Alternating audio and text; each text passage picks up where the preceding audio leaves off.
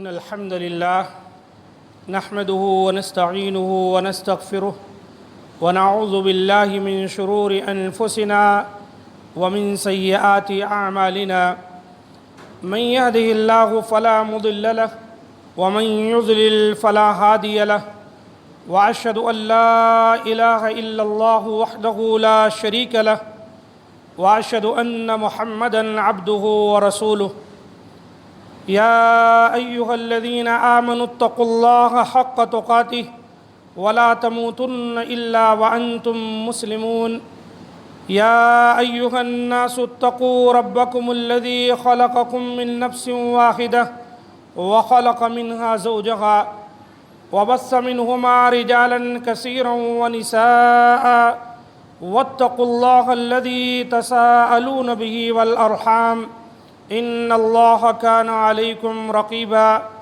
يا أيها الذين آمنوا اتقوا الله وقولوا قولا سديدا يصلح لكم أعمالكم ويغفر لكم ذنوبكم ومن يطع الله ورسوله فقد فاز فوزا عظيما أما بعد فإن خير الحديث كتاب الله وخير الهدي هدي محمد صلى الله عليه وسلم وشر الأمور محدثاتها وكل محدثة بدعة وكل بدعة ضلالة وكل ضلالة في النار.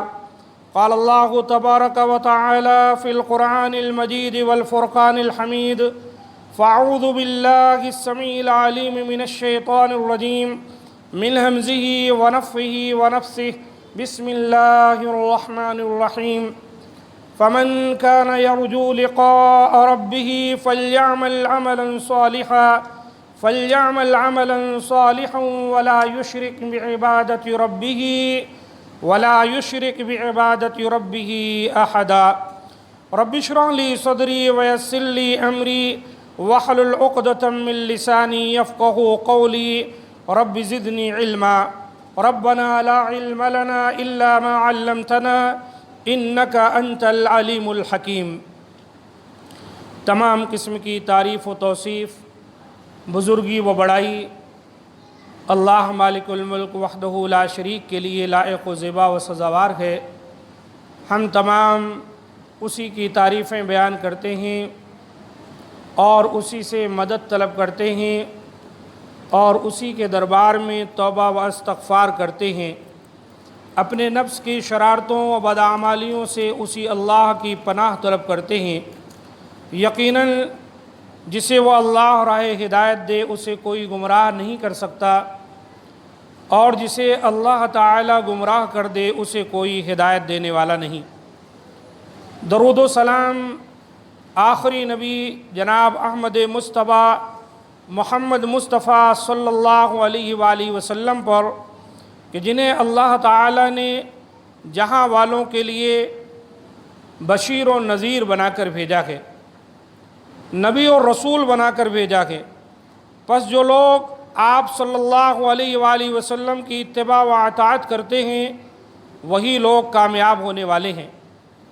نبی معظم صلی اللہ علیہ وآلہ وسلم کی عادت مبارکہ تھی کہ اپنے تمام خطبوں میں آپ یہ بات ضرور ارشاد فرمایا کرتے تھے فَإِنَّ خَيْرَ الْحَدِيثِ کتاب اللہ، کہ یقیناً سب سے بہترین بات اللہ کی کتاب ہے. وَخَيْرَ الْحَدِيِ هَدِيُ مُحَمَّدٍ صلی اللہ علیہ وسلم، اور بہترین طریقہ بہترین راستہ نبی صلی اللہ علیہ وآلہ وسلم کا راستہ ہے. اور آپ فرمایا کرتے تھے وَشَرَّ الْأُمُورِ مُحْدَثَاتُهَا، یعنی دین اسلام کے نزدیک سب سے بدترین کام وہ ہے جسے لوگ خود ایجاد کر کے اس پر عمل پیرا ہو جائیں. اور آپ صلی اللہ علیہ وسلم ایسے ہی خود ساختہ اعمال کو بدعت فرمایا کرتے تھے. کہتے وَكُلَّ مُحْدَثَةٍ بِدْعَةٍ، ہر وہ نئی چیز جو دین کے نام پر ایجاد کی جاتی ہے وہ بدعت ہے. وَكُلَّ بِدْعَةٍ ضَلَالَةٍ، اور ہر طرح کی بدعت گمراہی ہے. وَكُلَّ ضَلَالَةٍ فِي النَّارِ، اور گمراہی انسان کو جہنم میں پہنچا دیتی ہے. العیاذ باللہ. اللہ تعالی ہم تمام کو جہنم کی آگ سے محفوظ رکھے. معزز سامعین کرام، آج کے خطبہ مسنونہ کے بعد قرآن حکیم سورۃ الکہف کی آخری آیت جس میں اللہ تعالیٰ فرماتے ہیں کہ فمن کان یرجو، تو جو شخص امید رکھتا ہے لقاء ربہ، اپنے پروردگار سے ملاقات کی، فمن کان یرجو لقاء ربہ، پس جو شخص امید رکھتا ہے اپنے پروردگار سے ملاقات کی، فلیعمل عملا صالحا، تو چاہیے وہ نیک کام کرے، یعنی خلوص کے ساتھ اللہ کے لیے عمل کرے، ولا یشرک بعبادۃ ربہ احدا، اور وہ اپنے رب کے ساتھ اس کی عبادت میں کسی کو بھی شریک نہ ٹھہرائے۔ یہ سورہ کہف کی آیت کا ایک حصہ ہے۔ تو اس میں اللہ تعالیٰ نے اپنے بندوں سے جو خطاب کیا وہ یہ کہ یوم آخرت کی کامیابی کا جو امیدوار ہے اس کے لیے بہت ضروری ہے کہ جو بھی عمل کرتا ہے وہ اس کے اندر اخلاص ہونا چاہیے۔ اخلاص یعنی توحید، خالصتاً وہ عمل اللہ کے لیے کیا جائے، اس کے اندر کسی اور کو شریک نہ کیا جائے۔ وَلَا يُشْرِكْ بِعِبَادَةِ رَبِّهِ أَحَدًا، اللہ تعالیٰ کی عبادت میں کسی کو شریک نہ ٹھہرائے۔ جب وہ اس کا عمل اللہ تعالیٰ کے ہاں قبول ہوگا اور اللہ تعالیٰ کے ہاں اس کو اجر و ثواب ملے گا۔ اگر وہ عمل تو کر رہا ہے لیکن خالصتاً اللہ کے لیے اس کا عمل نہیں ہے، اس کے اندر شرک پایا جاتا ہے، غیر اللہ سے بھی وہ امیدیں وابستہ کیے ہوئے ہیں، جبکہ چاہیے تھا کہ امید صرف ایک اللہ سے ہو، تو ایسا عمل اس کا عکارت ہے، برباد ہے، اس کو کچھ بھی اجر ملنے والا نہیں، الٹا اس کا نقصان ہے۔ قرآن مجید میں اللہ تعالیٰ نے جا بجا بہت سارے مقامات پر شرک کی جو قباحت ہے اور شرک کی جو سنگینی ہے اس کا ذکر کیا۔ ایک جگہ اللہ تعالیٰ نے اپنے نبی سے ہی خطاب کیا، لَإِنْ أَشْرَكْتَ لَيَحْبَطَنَّ عَمَلُكَ وَلَتَكُونَنَّ مِنَ الْخَاسِرِينَ، اے نبی کہیں اگر آپ بھی شرک کریں نا تو آپ کے بھی سارے اعمال برباد ہو جائیں گے۔ لَيَحْبَطَنَّ عَمَلُكَ، جتنا عمل آپ نے کیا تھا وہ سب کا سب برباد، عکارت، وَلَتَكُونَنَّ مِنَ الْخَاسِرِينَ، اور آپ خود خسارہ اٹھانے والوں میں سے ہو جائیں گے۔ ظاہر سی بات ہے کہ ہمارے نبی جناب محمد صلی اللہ علیہ وآلہ وسلم تو شرک کو مٹانے کے لیے دنیا میں آئے تھے، کوئی تصور بھی نہیں کر سکتا کہ آپ صلی اللہ علیہ وسلم شرک کریں گے۔ آپ نے تو شرک کا خاتمہ کیا مکمل طریقے پر، لیکن یہاں امت کو آپ کے ذریعے سمجھایا جا رہا ہے کہ اگر یہ شرک کی بیماری، غیر اللہ سے دعا، امداد اور اسی طرح استعانت، استغاثہ، فریاد، اس جیسی چیزیں اگر غیر اللہ سے امیدیں وابستہ کیے ہوئے ہو تو یاد رکھو کہ پھر تمہارا عمل شرک پر مبنی، اور اس پر تمہیں ملنے والا نہیں، کیوں شرک پر جس کی موت ہو جائے اس کی بخشش نہیں۔ قرآن مجید میں اللہ تعالیٰ کا ارشاد ہے، ان اللہ لا یغفر ان یشرک بہ ویغفر ما دون ذلک لمن یشاء، اللہ تعالیٰ شرک کو معاف نہیں فرمائے گا، شرک کے علاوہ جتنے گناہ ہیں اللہ تعالیٰ جس کے لیے چاہے گا معاف فرما دے گا۔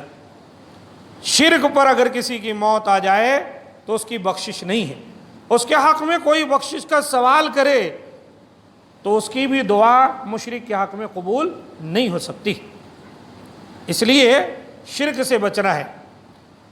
اور پچھلے خطبے کے اندر میں نے آپ کے سامنے جو بات بیان کی تھی وہ یہ کہ ریا جو ہے یہ بھی شرک ہے، اس کو شرک اصغر کہتے ہیں ریا کو، اور یہ بھی شرک ہے۔ اور اگر کوئی اس بیماری میں ملوث ہو جائے ریا میں، تو اللہ کے رسول صلی اللہ علیہ وآلہ وسلم نے فرمایا تھا کہ یہ چیز عندی من المسیح الدجال، مسیح دجال جو ہے اس کے فتنے سے بھی زیادہ خطرناک ہے میرے نزدیک۔ کیا؟ ریا۔ اور آپ صلی اللہ علیہ وسلم نے کیا فرمایا ریا جو ہے الشرک الخفی، چھپا ہوا شرک ہے، اور وہ کیا ہے؟ ان یقوم الرجل یصلی فیزین صلاتہ لما یری من نظر الرجل، کہ ایک آدمی نماز پڑھنے لگا تو اپنی نماز کو خوب سنوارتا ہے، مزین کرتا ہے، کس لیے؟ کہ وہ یہ دیکھتا ہے کہ کوئی اس کو دیکھ رہا ہے، اس کو دکھانے کے لیے اپنی نماز کو۔ اسی طرح تمام عبادتیں جس کے اندر جو خوبصورتی اللہ کے لیے ہونی چاہیے تھی، جو اخلاص اللہ کے لیے ہونا چاہیے تھا، بندہ کیا کرے؟ اللہ کے بجائے لوگوں کو دکھاوے کے لیے کرنے لگ جائے، اسی کو اللہ کے رسول نے کہا شرک الخفی ہے۔ اور اسی طرح آپ صلی اللہ علیہ وآلہ وسلم نے ایک دوسری حدیث میں اسے شرک اصغر کہا۔ آپ ارشاد فرماتے ہیں اِنَّ أَخْوَفَ مَا أَخَافُ عَلَيْكُمُ الشِّرْكُ الْأَصْغَرُ، اے لوگو مجھے تم پر سب سے زیادہ خوف شرک اصغر کا ہے، سب سے زیادہ خوف شرک اصغر کا ہے۔ صحابہ کرام نے کہا اے اللہ کے رسول شرک اصغر کیا ہوتا ہے؟ تو اللہ کے رسول صلی اللہ علیہ وآلہ وسلم نے اس کی تعریف بیان فرمائی کہ شرک کس کو کہتے ہیں۔ آپ نے فرمایا الریا، دکھاوے کا کام، جو کام خالصتاً اللہ کے لیے کرنا ہے وہ کام لوگوں کے دکھاوے کے لیے کرنا۔ روزہ ہے، نماز ہے، حج ہے، زکوٰۃ ہے، صدقات ہے، خیرات ہے، نوافل ہیں، جتنے بھی عمل ہیں سب کرنا کس کے لیے؟ اللہ کے لیے، کہ اللہ کے ہاں قبول ہو جائے۔ اور بندہ کیا کرے؟ لوگوں کو دکھانے کے لیے، ریاکاری جسے کہا گیا یہاں پر۔ یقول اللہ عز وجل لصاحب ذلک یوم القیامہ، قیامت والے دن جو لوگ بھی ریاکاری کرتے تھے، لوگوں کو دکھاوے کے لیے عمل کرتے تھے، ان سے اللہ تعالیٰ کہے گا اذا جاز الناس، جب اللہ تعالیٰ لوگوں کو بدلہ دے رہا ہوگا، جو بھی عمل لوگ کیے ہیں دنیا میں اللہ تعالیٰ ان کا بدلہ دے رہا ہوگا، تو ان لوگوں سے کہے گا جن لوگوں نے ریاکاری کی ہے اذهبوا الى الذين كنتم تراؤون في الدنيا، جاؤ جن کو دکھانے کے لیے دنیا میں تم عمل کرتے تھے نا، فانظروا هل تجدون عندهم جزاء، جاؤ ان کے پاس چلے جاؤ، دیکھو کیا ان کے پاس تمہارے عمل کا کوئی بدلہ ہے۔ مانا ہے نماز پڑھ رہے تھے تو کسی اور کو دکھا رہے تھے، روزہ رکھے تھے تو کسی اور کو خوش کرنا مقصود تھا، حج کیے تھے تو اور کسی کو خوش کرنا مقصود تھا، تو آج میرے پاس تمہارا بدلہ نہیں ہے۔ اور ایک حدیث میں ہے کہ آپ صلی اللہ علیہ وسلم نے فرمایا کہ اللہ تعالیٰ فرماتا ہے انا اغنى الشرکاء یعنی شرک، میں تمام شریکوں میں سب سے زیادہ شرک سے بے نیاز ہوں۔ مانا ہے کہ دنیا میں بہت سارے لوگ ایسے ہیں جو اپنی کسی چیز میں شرک کو برداشت نہیں کرتے۔ بہت سی چیزیں ہیں جس میں ہم بہت بڑا گناہ سمجھتے ہیں۔ ہمارا کاروبار ہے، اچھا چل رہا ہے، اگر کوئی چاہے کہ اس کے اندر ہم بھی شریک ہو جائیں تو آدمی پسند نہیں کرتا۔ اچھا چل رہا ہے، ہم کو ضرورت کیا ہے کسی کی شراکت کی؟ نہیں کوئی ضرورت نہیں۔ یہ ایک معنوں میں بہت سے لوگ کہتے ہیں، اللہ تعالیٰ کے لیے کوئی مثال نہیں، لیکن بات کو سمجھنے کے لیے انسان کو کہ شاید ایک آدمی اپنے بیوی کے ساتھ کسی کو شریک سمجھے گا کہ میں اس کا شوہر ہوں، میں اس کا شوہر ہوں، اس کا اور کوئی شوہر ہو جائے۔ شریعت نے تو اس کو بہت بڑا گناہ قرار دیا ہے، لیکن عام لوگ جو شریعت کو نہیں فالو کرتے ہیں ان کی بھی طبیعتیں جو فطرت پر ہیں وہ اپنے بیوی کے ساتھ شاید کسی کو پسند نہیں کریں گے۔ اور تو چھوڑیے بیویاں، جبکہ شوہر کو اللہ تعالیٰ نے استطاعت اگر ہے اس کے پاس تو ایک سے زائد بیویاں رکھنے کی اجازت دی، لیکن اس کے باوجود بھی بیوی اس شراکت کو جلدی قبول نہیں کرتی، اس کے لیے بہت سارے مسائل کھڑے ہو جاتے۔ اللہ تعالیٰ عرفہ اور اعلیٰ ہے، کس طرح کی بیکار قسم کی باتیں آپ کو بتائی جائیں. لیکن سمجھنا یہ ہے کہ جب ایک انسان ہونے کی حیثیت سے کئی چیزوں میں ہم شراکت کو برداشت نہیں کرتے، ہم پر گراں گزرتی ہے، تو ہم تو مخلوق ہیں ادنا سے. اللہ تعالیٰ خالق ہے، مالک ہے اور بہت بلند و بالا ہے، جس کے لیے انسان کو اس نے پیدا کیا دنیا میں. وما خلقت الجن والانس الا لیعبدون، کہ جن و انس اس کی عبادت کریں.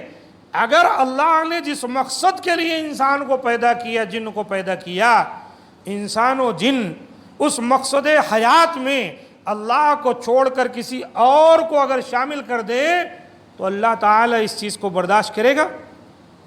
اسی لیے اللہ تعالیٰ نے فرمایا انا اغنی الشرکاء، یعنی شرک. جس طرح لوگ شرک کو ناپسند کرتے ہیں، میں ان میں سب سے زیادہ شرک سے بے نیاز ہوں، مجھے شرک کی ضرورت نہیں ہے. من عمل عملا اشرک فیہ معی غیری، اگر کسی نے کوئی عمل کیا اور میرے ساتھ کسی اور کو شریک ٹھہرا دیا،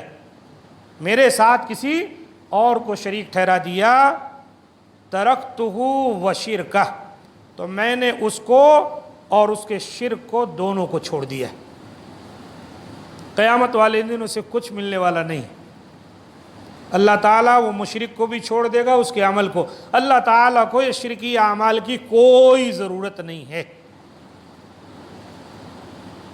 میرے ساتھیوں غور کیجئے یہ شرک کتنا قبیح گناہ.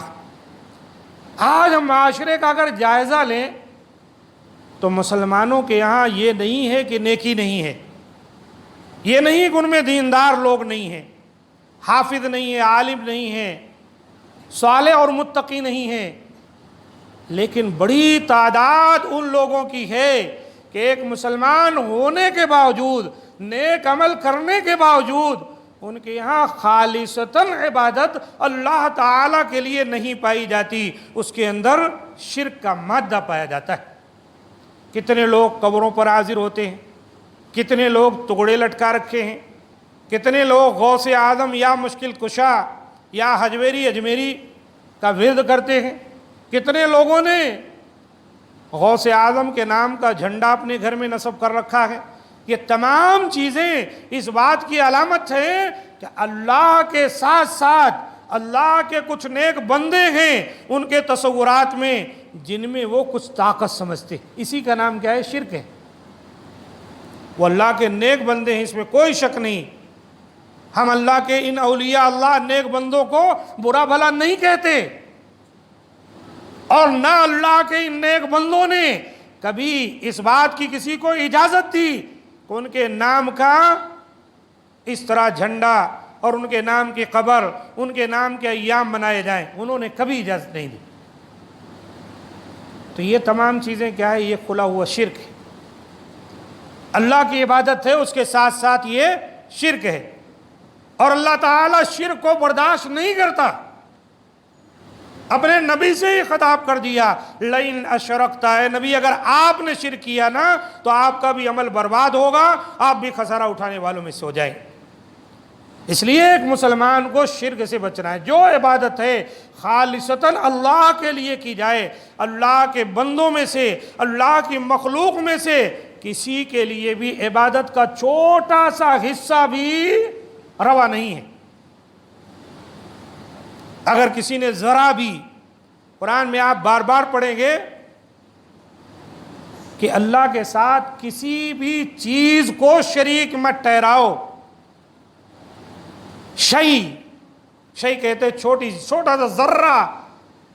کہیں صبح کے وقت دھوپ ہے آ رہی ہے اور اس میں چھوٹے چھوٹے ذرات دیکھیں گے آپ کھڑکیوں سے اندر کی طرف آ رہے ہیں، چھوٹے ذرات.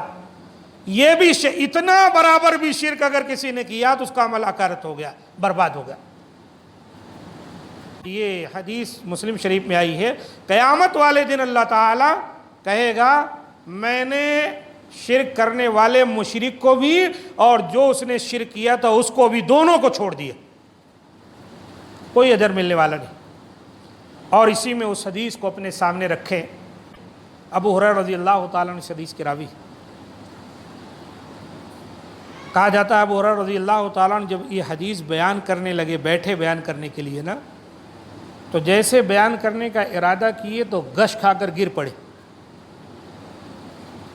پھر تھوڑی دیر میں ان کو جب افاقہ ہوا، پھر بیٹھے تو پھر گر پڑے۔ بڑی ہمت کر کے پھر انہوں نے یہ حدیث سنائی۔ وہ حدیث کیا ہے؟ قیامت والے دن 3 لوگوں کو اللہ کے دربار میں لایا جائے گا،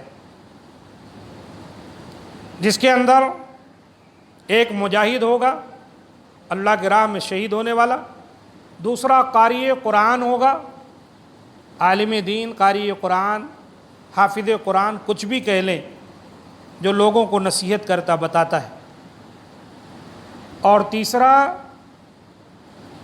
اللہ کے راستے میں خرچ کرنے والا، سخی، مالدار۔ اللہ تعالیٰ مجاہد سے دریافت کرے گا، بتا تو نے کیا کیا؟ وہ کہے گا اللہ، یہ جان تو نے دی تھی، میں نے اس کو تیری راہ میں شہید کر دیا۔ جواب دیا جائے گا کہ تو جھوٹ بول رہا ہے، تو نے جنگ کے میدان میں بہادری سے لڑائی کی، اپنی جان قربان کی تاکہ لوگ تجھ کو بہادر کہیں، پہلوان کہیں، شہید کہیں۔ تیرا یہ کام خالصتاً اللہ کے لیے نہیں تھا۔ مسئلے کی نزاکت کو یہاں سے سمجھنے کی کوشش کریں کہ ایک آدمی اپنی جان دے دیا، لیکن خالصتاً کلمہ لا الہ الا اللہ کی سربلندی یا اللہ کے لیے نہیں، بلکہ لوگ بہادر کہیں۔ اور پھر حکم ہوگا، گھسیٹ کر اس کو جہنم میں پھینک دیا جائے گا۔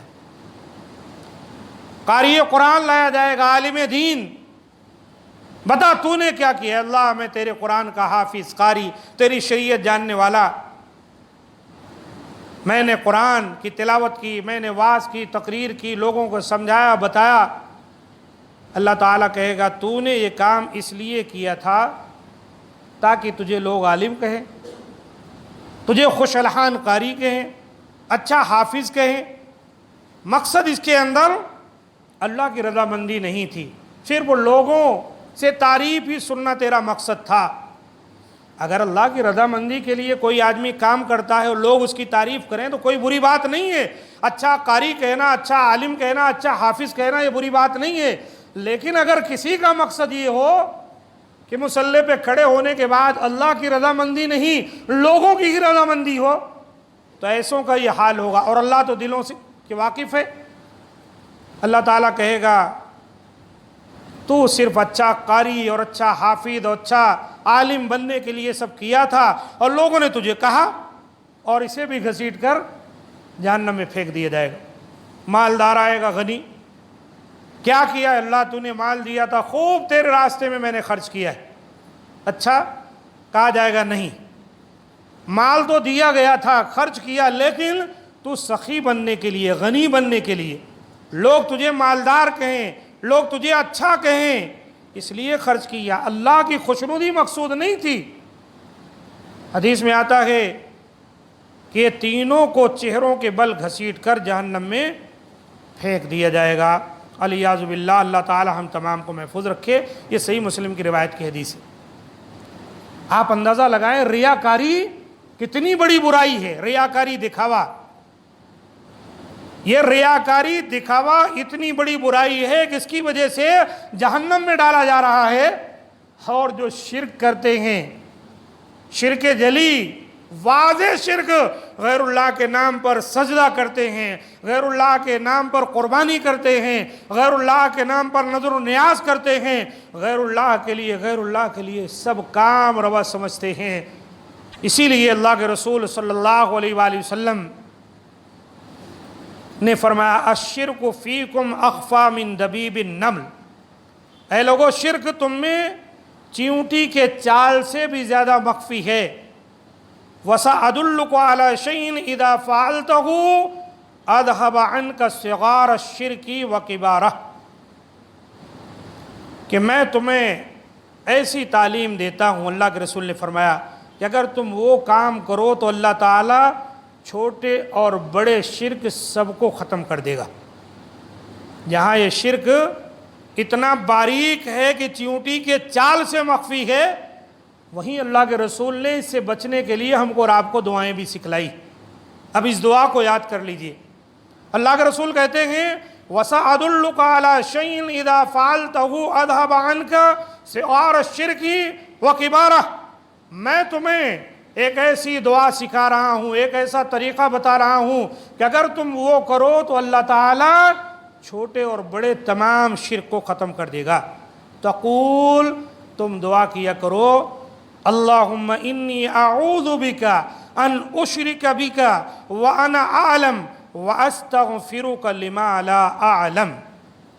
اے اللہ، میں جان بوجھ کر تیرے ساتھ شرک کرنے سے تیری پناہ مانگتا ہوں، جان بوجھ کر تیرے ساتھ شرک کرنے سے تیری پناہ مانگتا ہوں، اور لا علمی میں کر لوں تو میں تجھ سے تیری بخشش کا طلبگار ہوں۔ اس طرح اللہ کے رسول صلی اللہ علیہ وسلم نے دعا سکھلائی، صحیح جامع کی صحیح حدیث۔ اس کے اندر بڑا شرک اور چھوٹا شرک دونوں سے بچنے کا طریقہ اللہ کے رسول صلی اللہ علیہ وآلہ وسلم نے ہم کو اور آپ کو بتا دیا۔ اگر ہم شرک سے بچاتے ہیں اپنے آپ کو ظاہراً، تو جو ایسا شرک ہے ریاکاری کا جو معلوم ہی نہیں پڑتا ہو جاتا ہے، تو اس کے لیے اللہ کے رسول نے یہ دعا سکھلا دی، اور یہ دعا کی برکت سے ہم بڑے شرک سے بھی اور چھوٹے شرک دونوں سے بچ جائیں گے۔